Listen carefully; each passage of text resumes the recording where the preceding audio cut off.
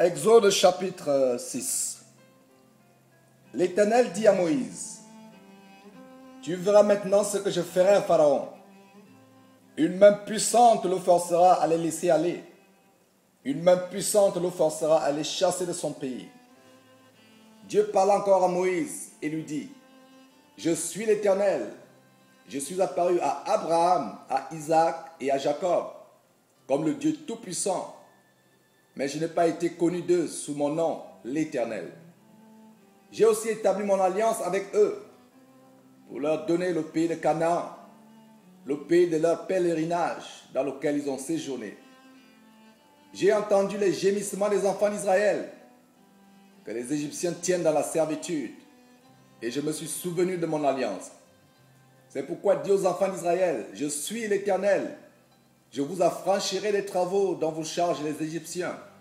Je vous délivrerai de leur servitude et je vous sauverai à bras étendus et par de grands jugements. Je vous prendrai pour mon peuple. Je serai votre Dieu et vous saurez que c'est moi, l'Éternel votre Dieu, qui vous a franchi des travaux dont vous chargent les Égyptiens. Je vous ferai entrer dans le pays que j'ai juré de donner à Abraham, à Isaac et à Jacob. Je vous le donnerai en possession, moi l'Éternel. Ainsi parla Moïse aux enfants d'Israël. Mais l'angoisse et la dure servitude les empêchèrent d'écouter Moïse. L'Éternel parla à Moïse et dit, va, parle à Pharaon, roi d'Égypte, pour qu'il laisse aller les enfants d'Israël hors de son pays.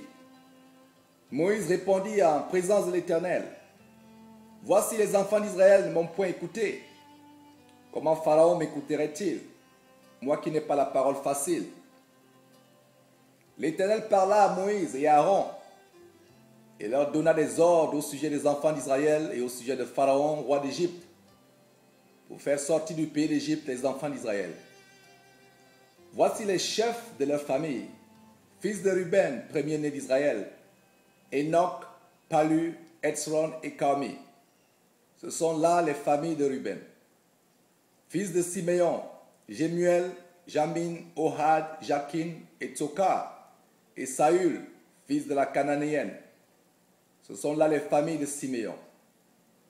Voici les noms des fils de Lévi avec leur postérité. Gershon, Kehat et Merari. Les années de la vie de Lévi furent de 137 ans. Fils de Gershon, Libni et Shimei et leurs familles. Fils de Kehat, Amram, Jitseha, Hébron et Uziel. Les années de la vie de Kehat furent de 133 ans. Fils de Merari, Makli et Mushi. Ce sont là les familles de Lévi avec leur postérité. Amram prit pour femme Jochebed, sa tante, et elle lui enfanta Aaron et Moïse. Les années de la vie d'Amram furent de 137 ans. Fils de Jisseha, Koré, Népheg et Zikri.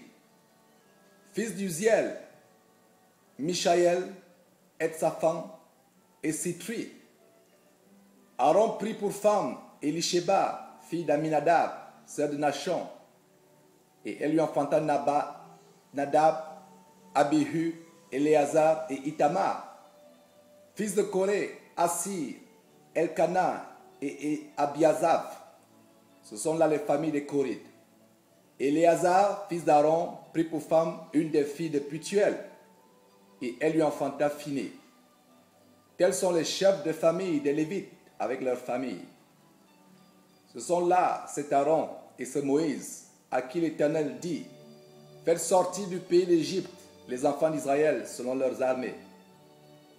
Ce sont eux qui parlèrent à Pharaon, roi d'Égypte, pour faire sortir d'Égypte les enfants d'Israël.